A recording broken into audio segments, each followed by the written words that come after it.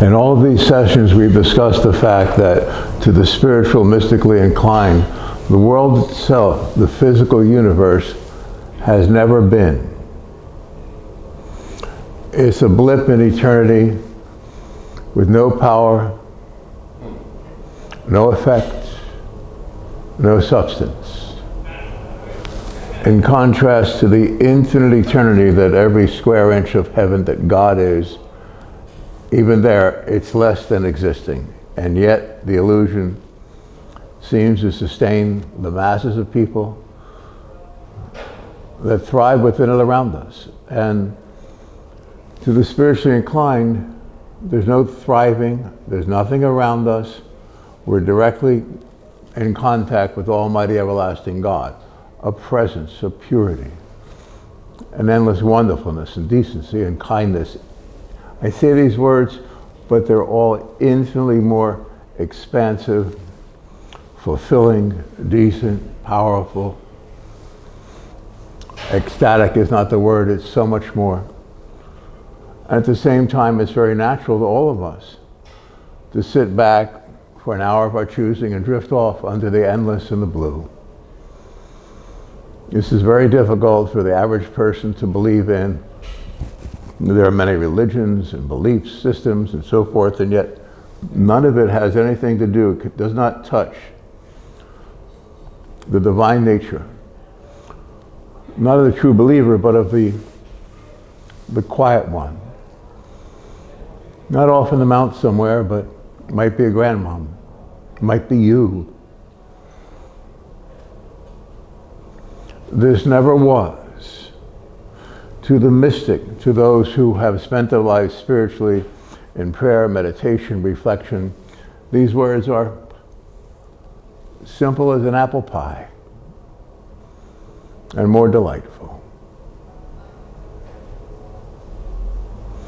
You are a mystic. You are a spiritual presence in what we can call a hell, an illusion.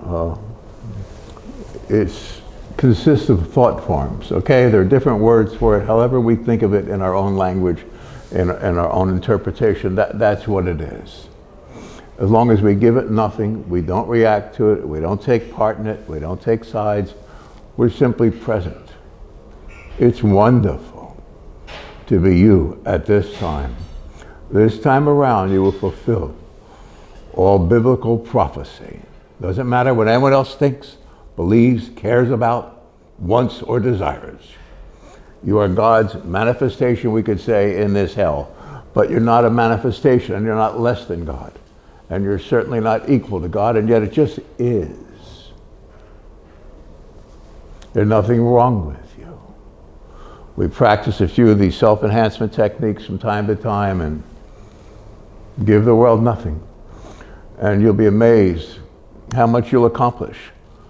But it'll be in starts and pushes and shoves here and there, and all of a sudden, 2 years later, you've created a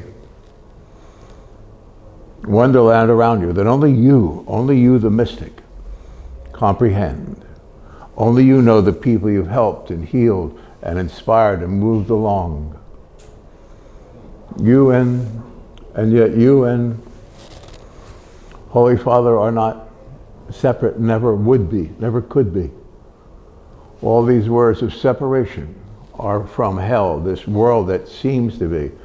There never was a body. There was no Garden of Eden.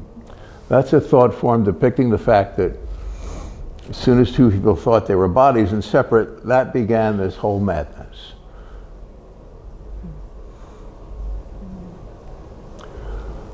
We ended by not reflecting upon it, wanting it, needing it, desiring it,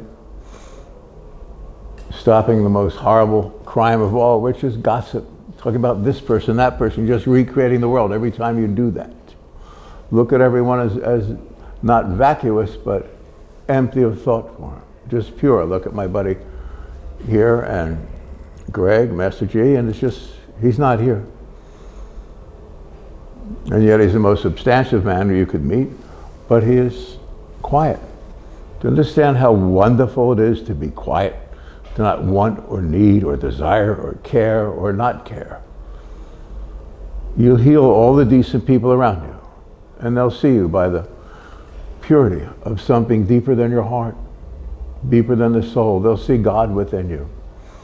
I see God within you. The phenomenological world, the place we seem to live in, is nothing. It's nothing to the mystic. It never was, it never could be. How could God have created murder or mayhem or two separate beings? That's impossible. There's only you, the quiet, the decent, the pure, the true. Isn't it you? Excuse me. And it's just an elaboration of thought to think the world is.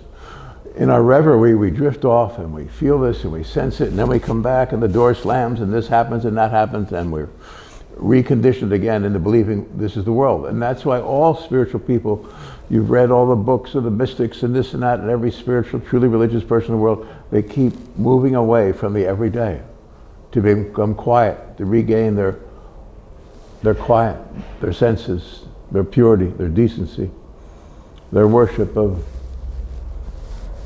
Him. To think that you are separate from God, that's the only sin. It's a mistake. We stop doing that. And this stops seeming to exist. There are words for it, the devil, this or that, and it is true, but it's infinitely more insubstantial than even a word or a thought or a being that seems to be. When we wake to this final determination that we will serve no God but God. Serve meaning just be, because God lives through us and is us. This world seems to exist, and to those of us who are spiritual or mystically inclined, whatever word you want to use, the pure of heart, the decent, we seem to be here for a time just to dispel the myth in this infinitesimal, infinitely tiny subatomic particle called the world, the material universe. When you feel God, the beauty, the purity, the wonder of it is endlessly more open, quiet, calm, and yet fulfilling. That's the real you. You are the purity of God incarnate. Can you imagine that? That's what you are. That's why you are. That's why we're here. I'm speaking to all of us who have these mystical, spiritual experiences on and off throughout our whole life. We've seen this. We know this. We're clear on this. When I work with people who may have a little Satan within them, it's so obvious. It's a different being that's working with them, and you teach them to not acknowledge it, to not give it anything, and not be all anxious. And you do that subtly, then those who can be saved, as it were, in the Bible. In other words, illumined. Saved means enlightened.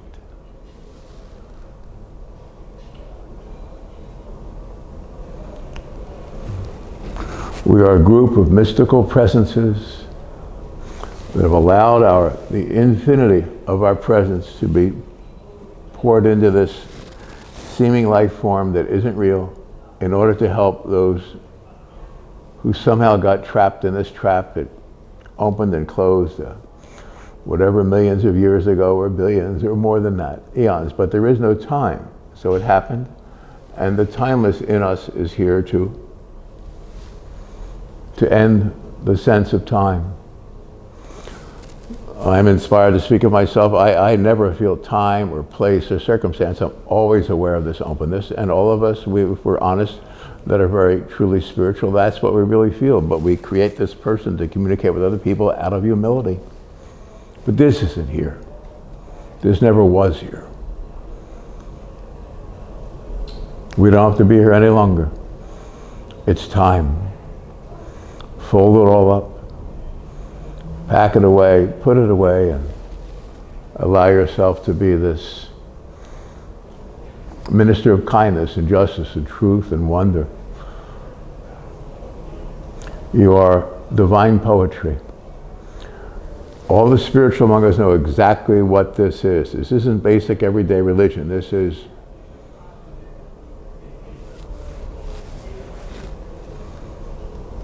and there is nothing else.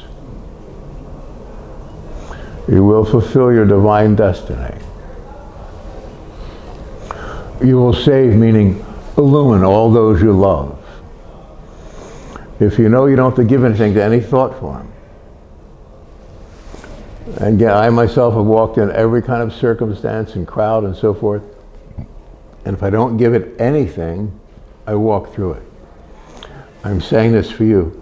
Do not give it anything in thought and experience. And this seems like a heroic endeavor, and it is.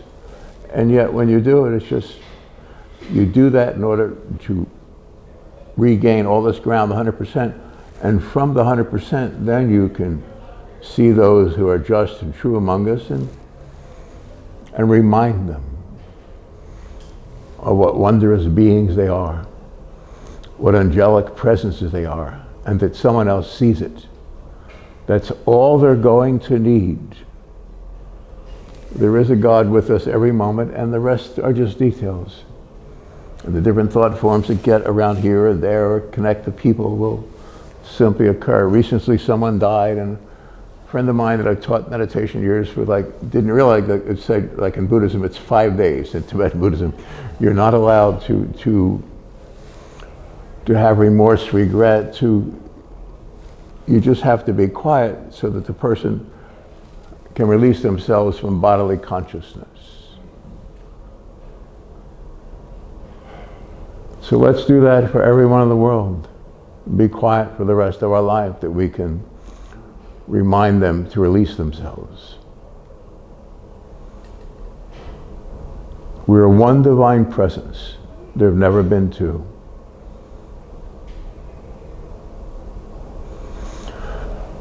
You will fulfill a divine destiny. That's why you're here. No more words are needed, because we who worship God understand all of this. We don't need details or time or circumstance. It will all work out. God will be with us every moment of this, every day. This window will open, that door will open, a barn door will open, the sky will open. Most of all, because you will remain open. As you were before this birth, as you are now, as you will be, always. Thank you.